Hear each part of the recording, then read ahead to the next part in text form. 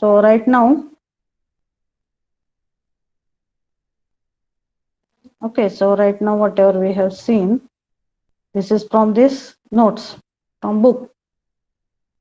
हा पॉइंट बघितला आपण आता. कुठला बघितला पहिला?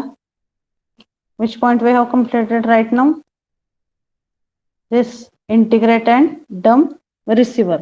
That is also one type of the optimum receiver used in the digital communication. Optimum का म्हणतात त्याला? कारण ह्या तीन कंडिशन ह्याच्यामध्ये कशा सॅटिस्फाय होतात ते आपण बघितले. Okay, so can anyone summarize quickly in 1 or 2 minutes how this integrate and dump filter works? किंवा त्याला optimum receiver आपण का म्हणतोय हे सांगू शकता का कोणी? Whatever you have understood, summarize that. काय ह्याच्यामध्ये main function? What device we have used here mainly in this particular circuit?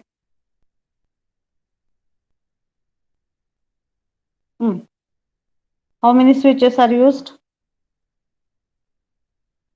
सांगा इथं काय होतं फक्त ज्याच्यामुळे आपण ह्याला ऑप्टिमम रिसिव्हर म्हणू शकतो किंवा ह्या ज्या तीन कंडिशन आहेत रिक्वायरमेंट्स ऑफ डिटेक्शनच्या ह्या सर्किटमध्ये कशा कंप्लीट होतात? Can you tell that quickly? Yes, tell me please.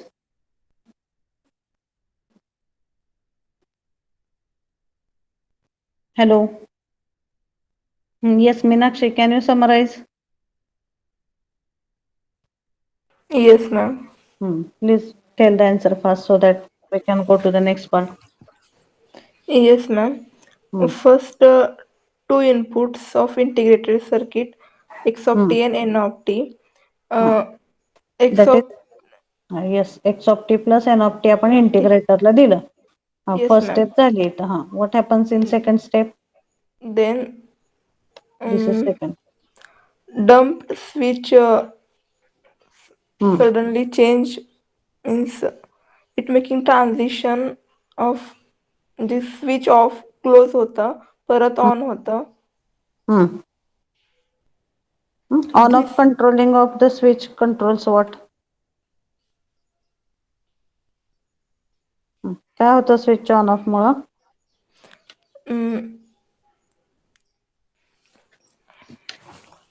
Let it be wrong, tell. At least you are trying, that is good. Capacitor charge discharge होतो. Yes, ma'am. Yes, correct. ह्या स्विचच्या on off नुसार हा capacitor charge होतो आणि हे कधी होतं? During the bit interval. So we have seen this diagram. So during the bit interval the capacitor gets charged. At the end of the bit it is suddenly discharge. म्हणजे हा जो dump switch 1 आहे तो ह्या कॅपॅसिटरचं charging discharging control करतो आणि आउटपुटला इथं सेकंड स्विच जे वापरलेले that is sample or it is used for the sampling purpose, and that switch it is making this waveform available to the user. And that output we have seen ki signal it is only sampled and amount of noise present at the output it is minimized or it is attenuated. That's why whatever are the requirements those are completed, and this is the mathematical part we have seen. Simple आहे mathematical part. V of T म्हणजे final output, त्याला X of T plus N of T घेतलंय आणि integrator आहे इथं, त्यामुळे it is integrated during the bit interval from 0 to capital T and 1 by RC. This RC is nothing but value of this resistor and this capacitor. Okay, मग हे जर separate केले तर हा एक होतो टर्म एक्स ऑफ टी आणि इकडे एन ऑफ टीचा येतो. So this is nothing but x o of T plus n o of t. This again, if you consider it for logic 1, this x of t will be replaced by a. आणि हे जर आपण केलं इथं simplify तर okay, just a minute. If you simplify this, you are getting this final equation for this output v of t, at by tau plus n0 of t. So in this value it is less and this value it is more. That's why there is no noise present in more amount at the output. So this is the working principle of this integrate and dump filter. So in exam, if it is asked, you are supposed to draw this circuit diagram. फक्त input आणि final waveform काढले तरी चालू शकतं, ही नाही काढली तरी चालेल. This is final waveform expected, and only you can write down this equation, basic equation, and the last value for VO of t. Okay, so in this way the integrate and dump circuit works. So that we have seen. Now the next type we are going to see, that is, बघा आता आपण जे जे बघितलंय त्याला मी इथं highlight करते, so that you will understand what we have seen and what we have to see in the next step. आता याच्यापैकी आपला इंटिग्रेट अँड डम्प फिल्टर हा पॉइंट कव्हर झालाय. आता आपल्याला पुढे बघायचं आहे की how to calculate the error probability of this optimum receiver. And once this part it is over, for this error probability part, then we will start with concept of correlation receiver and matched filter receiver. आता आपण सुरुवातीला integrate and dump filter हा जो basic रिसिव्हरचा type आहे optimum रिसिव्हरचा तो बघितलाय. याच्यानंतर आपण बघणार आहे how to calculate the error probability for optimum receiver. Okay, so we will see this how to calculate the error probability for optimum receiver. Okay, so and related to this particular point, if you see the notes, बघा आता ह्या ज्या chapter notes आहेत त्याच्यामध्ये सुद्धा हा पहिला point आहे, integrate and dump filter. So here also the same diagram is given for integrate and dump filter. Waveforms are given here.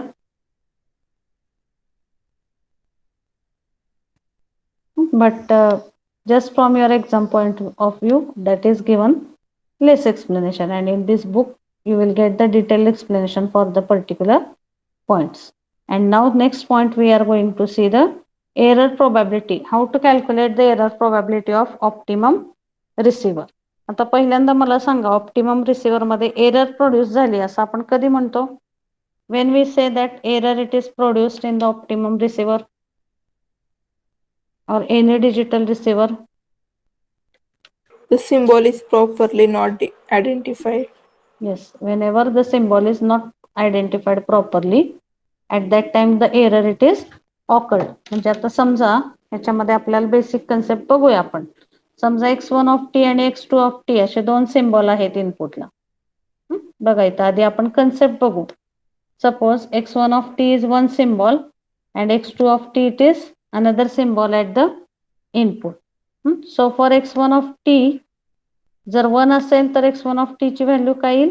Plus a, because we have considered here polar NRZ format. So before going to this diagram, we will first see how we are going to calculate the probability of error. बघा आता suppose दोन signal consider केले आपण. We assume that the received signal is in binary waveform. one binary digit is represented as x1 of t, which has a bit duration of t second, and another bit it is represented by the waveform x2 of t, which has also the same bit duration t. Suppose for binary 1, आता polar NRZ आहे त्यामुळे 1 is represented as plus a and 0 is represented as minus a. मग समजा ह्या 1 आपण transmit केलाय आणि रिसिव्हरला मिळालेला व्होल्टेज 0.8 असेल तरी आपण आयडेंटिफाय करू शकतो की तो 1च आहे. 0.9 असेल तरी आपण आयडेंटिफाय करू शकतो तो 1 आहे. 0.7 असेल तरी आपण त्याला 1 म्हणू शकतो. 0.6 असेल तरी 1 म्हणू शकतो. 0.5 पेक्षा कमी असेल तर त्याला आपण 1 म्हणू शकतो का? No, ma'am. Means how we are identifying there, some boundary condition we are going to fix, and from that boundary condition we are able to identify at the receiver की ह्या पर्टिक्युलर व्हॅल्यू पेक्षा जर त्याची value change झाली तर तिथं त्याच्यामध्ये error आलेला आहे असं आपण म्हणू शकतो. मी तुम्हाला सिंपल शब्दामध्ये एक्सप्लेन करते before starting with that derivation because it is somewhat critical to understand. Simple लक्षात घ्या. समजा आता दोन आपले व्होल्टेजेस आहेत, +5 आणि -5. समजा +5 आपण ट्रान्समिट केलेला आहे, तो रिसिव्हरला +4 आला तरी वी कॅन आयडेंटिफाय, +3 आला तरी आयडेंटिफाय करू शकतो, +2 आला तरी करू शकतो, +1 आला तरी करू शकतो. पण तो जर 0 पेक्षा कमी व्हॅल्यू आली रिसिव्हरला तर आपण त्याला 1 म्हणू शकतो का त्या व्होल्टेजला? No ma'am. ऑब्विसली त्याची value as per the logic काय येईल रिसिव्हरच्या, जरी तो ट्रान्समिट होताना 1 म्हणून झाला असला तरी नॉईज मुळे त्याची व्हॅल्यू कमी झाली. +5 च्या ऐवजी तो जर -1 आला म्हणजे 0 पेक्षा कमी आला रिसिव्हरला, तर आपण त्याला काय कन्सिडर करणार रिसिव्हरच्या लॉजिक नुसार? It will be considered as 0. म्हणजे आपण इथं 0 ही काय घेतली, एक कुठली तरी कंडिशन घेतली, बाउंड्री कंडिशन. त्या पर्टिक्युलर व्हॅल्यूच्या पेक्षा वर आली त्याची व्हॅल्यू तर आपण एरर आलाय असं म्हणत नाही, कारण ते अप्रॉक्सिमेट होऊन तिथं रिसिव्हरला कळू शकतं की हा 1च बिट आहे, but somewhat noise it is added, so its value it is decreased. But below that particular boundary condition, if there is difference, then we are not able to identify that whether the received bit it is 0 or 1, and त्याला म्हणतो आपण probability of error at the receiver, or we call it that particular value as a decision boundary. बघा त्याला particular technical term काय आहे? Decision boundary. And how that decision boundary value it is calculated? xo1 of t plus xo2 of t divided by 2. थोडक्यात काय म्हणू शकतो आपण? Average घेतो. +5 -5 चं काय घेणार आपण इथं? ॲव्हरेज घेणार. Okay, so that we are going to consider in this calculation of probability of error in the optimum filter or probability of error in the optimum receiver. Okay, so first we will see what is the block diagram of optimum receiver, and then we will go for its derivation for probability of error of the optimum receiver. Okay, so we will see it one by one. So just one minute.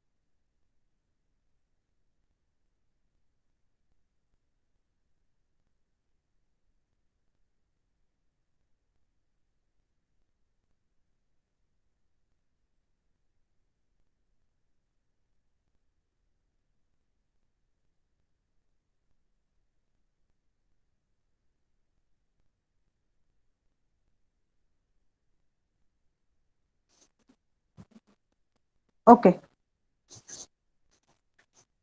so we will see the block diagram for optimum receiver.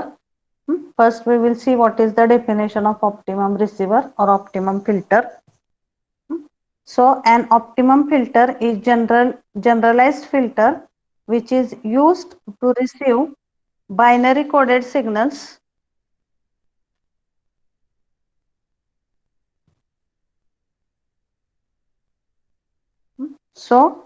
which is used to receive the binary coded signals with minimum probability of error. That is definition of optimum receiver or optimum filter. जेव्हा त्या particular receiver मध्ये probability of error ची value काय असते? Minimum असते. At that time we call that particular receiver as optimum receiver, and this is the block diagram of optimum receiver. So we will see here what is given in the block diagram. हा झाला input signal x of t. मग इथं दोन symbol आपण consider केलेत. एका symbol साठीचा signal consider केलाय x1 of t आणि दुसऱ्या सिम्बॉल साठीचा सिग्नल कन्सिडर केलाय x2 of t. So x of t is nothing but x1 of t plus x2 of t, that is the input signal given at the optimum receiver. आता इथं आपल्याला दोन symbol consider करून त्या सिम्बॉलच्या रेफरन्सनी probability of एररची term calculate करायची आहे. त्यामुळे नुसता x ऑफ टी इथं दिलेलं नाहीये. x of t is equal to x1 of t plus x2 of t. So what is this x1 of t? Signal related to one logic, and x2 of t is equal to signal related to another logic. So x of t is input signal ज्याच्यामध्ये इथं noise add केलाय. Gaussian noise it is added and it is represented by n of t. Then spectral density is Sn of f for this particular noise. Then x of t मध्ये noise add झाला, त्यामुळे फिल्टरच्या इनपुटला काय मिळालंय signal इथं x of t plus n of t. हे basic समजलं. First part at the input of this receiver. Have you understood what is done in the Yes, ma'am. first step? काय दिलेलं पहिल्या स्टेप मध्ये इथं basic input signal x of t, पण नुसता x of t दिलाय का इथं, त्याच्यामध्ये दोन सब सिग्नल्स कन्सिडर केलेत. पहिल्या ह्याच्यामध्ये आपण दोन सिग्नल कन्सिडर केलते का, ह्याच्यामध्ये No, ma'am. Integrate and dump मध्ये नाही, फक्त आपण x of t घेतला होता. कारण तिथं काय आपल्याला दोन सिम्बॉलला किंवा दोन लॉजिकला कम्पेअर करून काही एरर कॅल्क्युलेट करायचे नव्हते, त्यामुळे तिथे x of t दिला. पण इथं जेव्हा आपण input signal x of t देतोय तेव्हा it is considered as combination of x1 of t and x2 of t, because x1 of t is representing signal related to one logic and x2 of t is the signal related to second logic. म्हणजे bit 1 साठी एक signal आहे आणि bit 0 साठी एक signal आहे, त्याचं आपण ऍडिशन घेतली इनपुटला, त्याच्यामध्ये नॉइज ऍड केला, त्यामुळे हा नॉइजी सिग्नल इथे मिळाला आपल्याला x of t plus n of t, and that is given as input to this filter.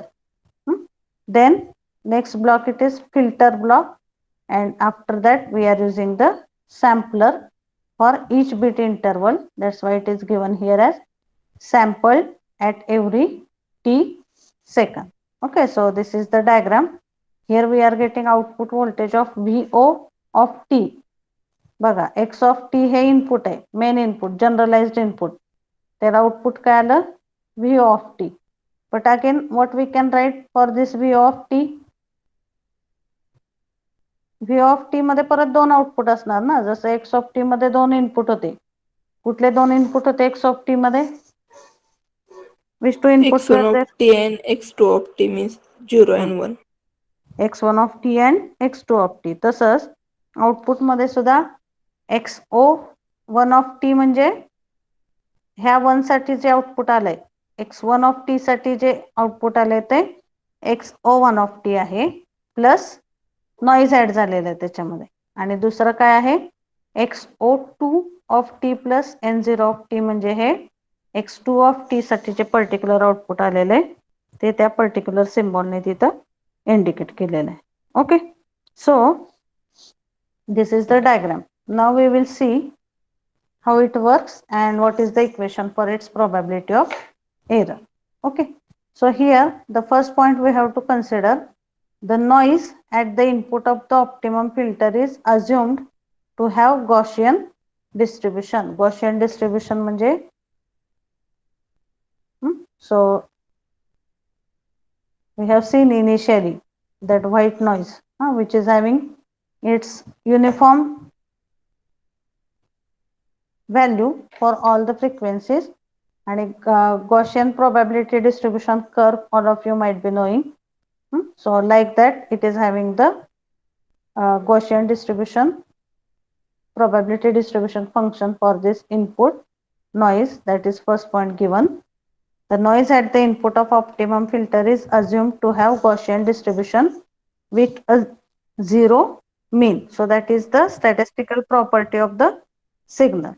Okay, then we assume that the next point is we assume that the received signal is binary waveform. By default this one it is the binary waveform.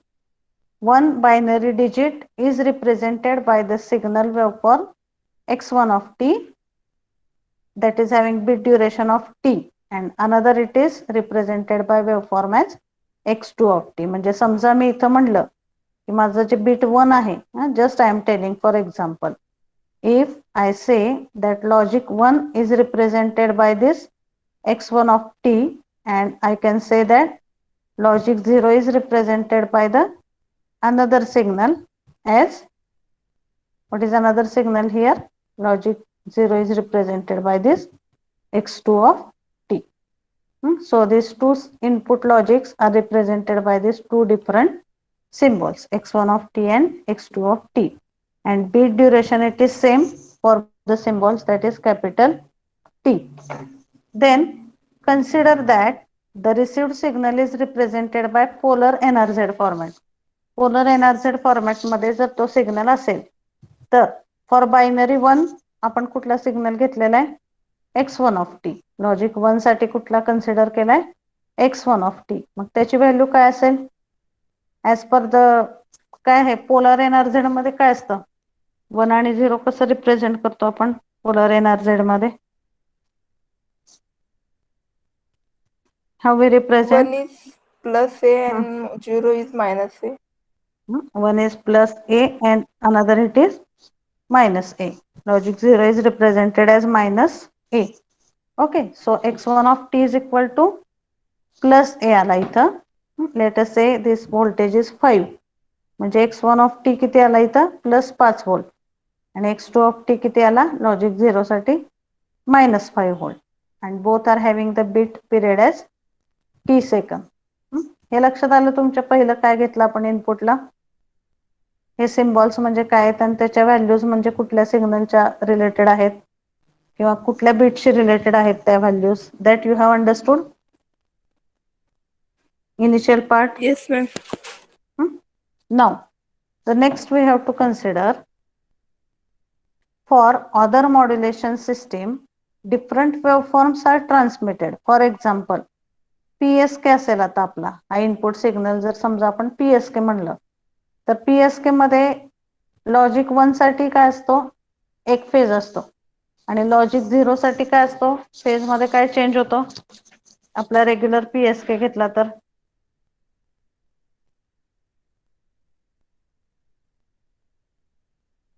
म्हणजे x1 of T एक signal असेल logic 1 साठी x2 of T हा एक signal असेल logic 0 साठी. मग आपल्या ASK मध्ये काय होतं logic 1 is same as carrier 0 is represented by what. आता समजा इथं आपण ASK कन्सिडर केला तर मला सांगा x1 ऑफ टी म्हणजे लॉजिक 1 ची व्हॅल्यू ही कुठल्या सिग्नल एवढी असते ASK मध्ये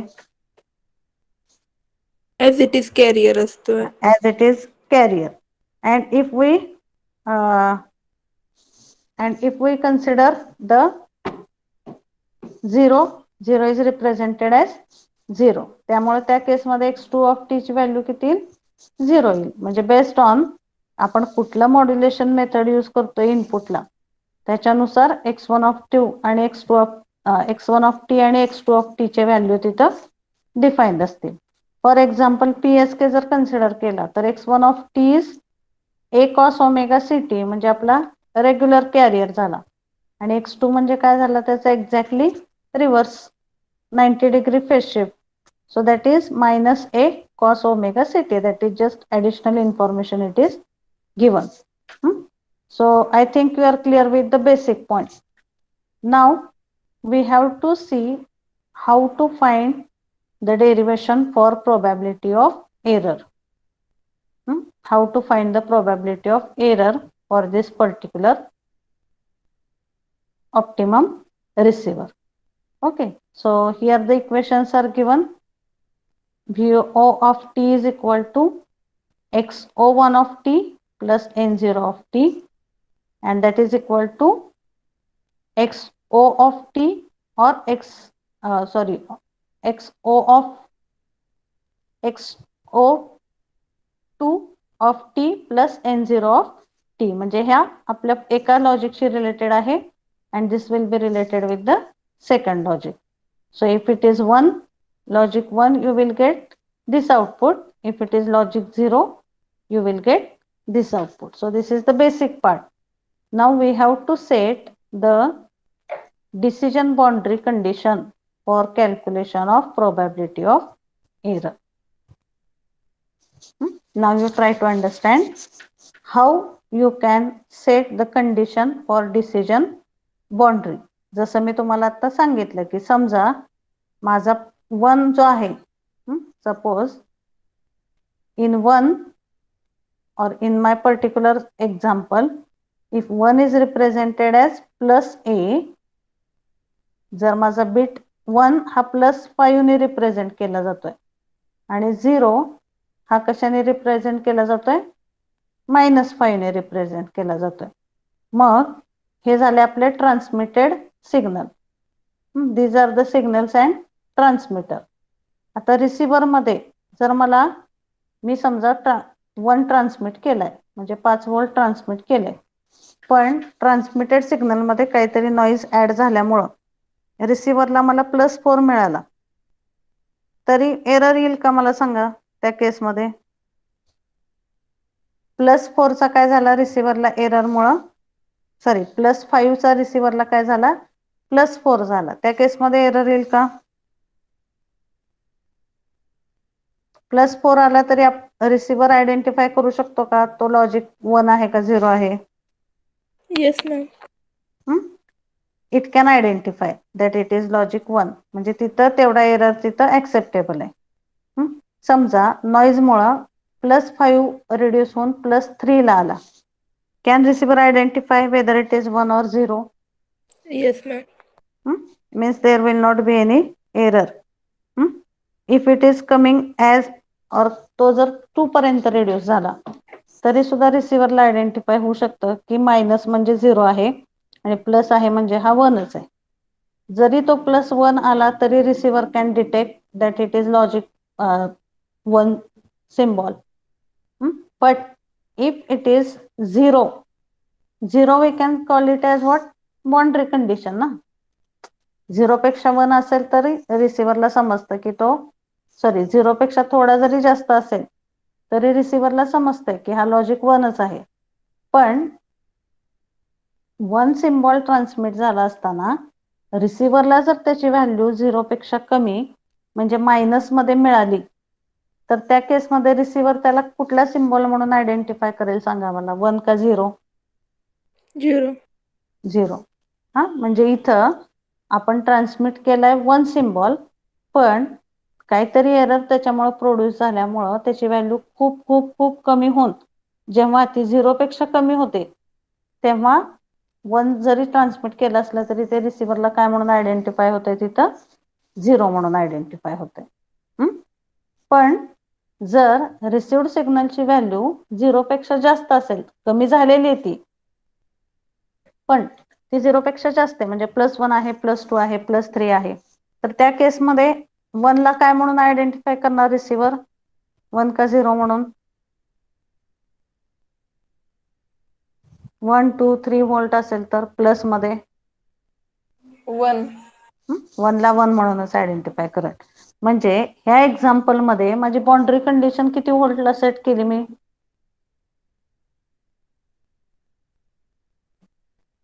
कुठली आली 0. बाउंड्री कंडिशन इथं? म्हणजे ह्या पर्टिक्युलर एक्झाम्पल मध्ये आपली बाउंड्री कंडिशन काय आली इथं? 0 व्होल्ट आली. येतंय का लक्षात तुम्हाला? हा कन्सेप्ट इथं बघा. इथं हे स्टॅटिस्टिकल जे दिलेले आहे ते थोडं अवघड आहे समजायला. आधी त्याचं सिंपल शब्दामध्ये अर्थ लक्षात घ्या. बाउंड्री कंडिशन म्हणजे काय? एक काहीतरी ॲव्हरेज घेतो आपण दोन्ही ह्याचं आणि ते ॲव्हरेज कन्सिडर करून आपण एक बाउंड्री कंडिशन सेट करतो at the receiver. That is main task in the probability of error detection in the receiver. तुम्ही जर प्रॉपरली बाउंड्री सेट केली नाही, 0 च्या ऐवजी जर तुम्ही 2 ला सेट केली तर तिथे तुमचं रिझल्ट चुकणार. जरी एक्सेप्टेबल एरर असला तरी तो एरर तुमचा काउंट होईल तिथं आणि असं दिसेल तिथं की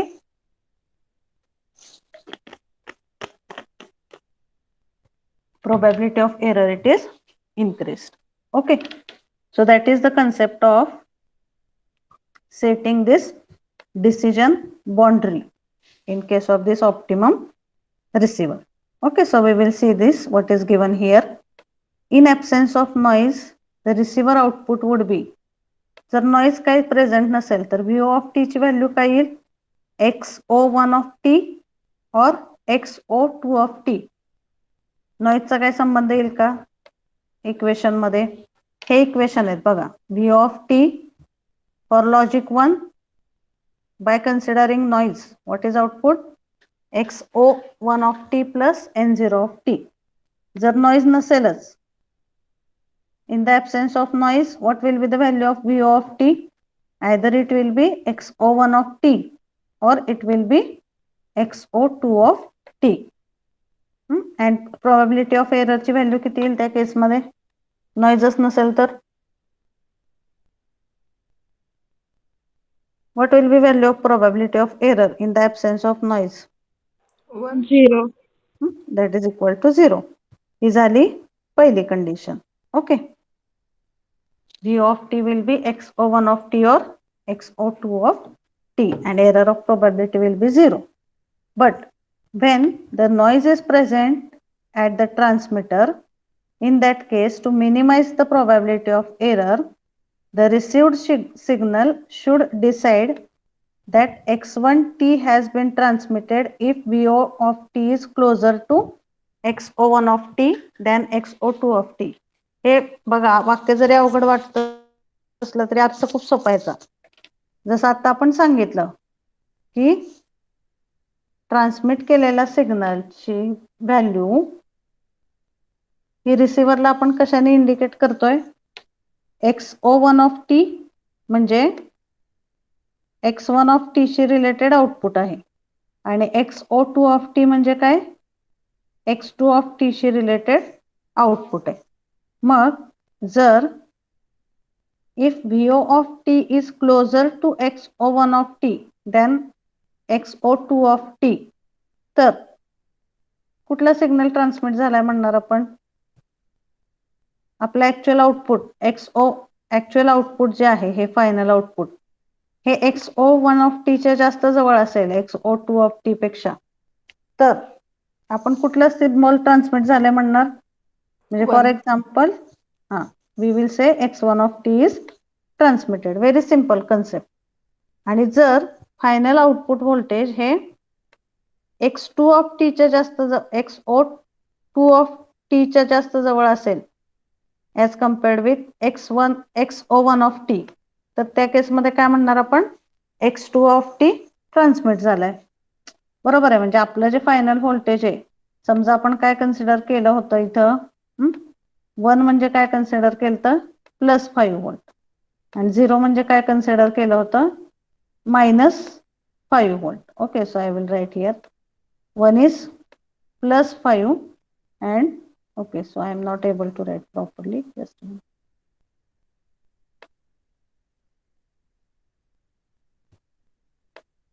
वन म्हणजे आपण +5 कन्सिडर केलं आणि 0 म्हणजे -5 कन्सिडर केलं. मग V of t ची व्हॅल्यू जर +5 च्या जवळ असेल तर आपण काय म्हणू शकतो? x1 of t ट्रान्समिट झालाय. जर आउटपुटची व्हॅल्यू -5 च्या जवळ असेल तर आपण काय म्हणणार?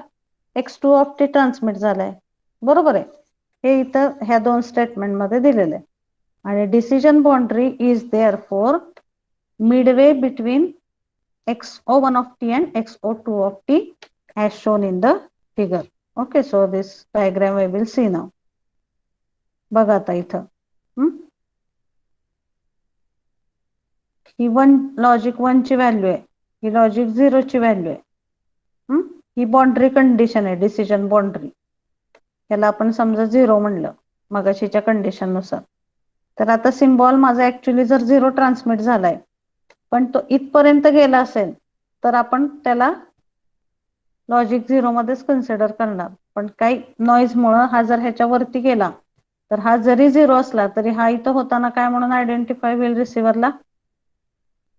जरी आता हा ओरिजिनली 0 आहे, in that case it will be identified at the receiver as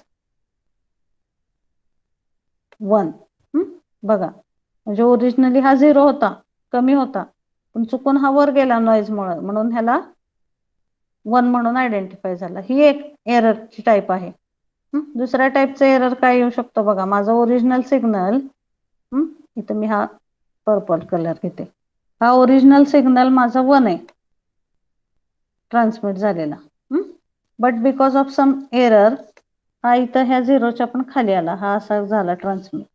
तर हा रिसिव्हरला काय मिळेल? 1 जरी असला तरी हा इथं होता पण हा एरर मुळे खाली गेला, म्हणजे हा डिसिजन बाउंड्री कंडिशनच्या खाली आला, म्हणजे हा रिसिव्हर काय म्हणणार? ह्या सिम्बॉलला 0 म्हणणार, पण ओरिजिनली काय आहे? हा 1 आहे.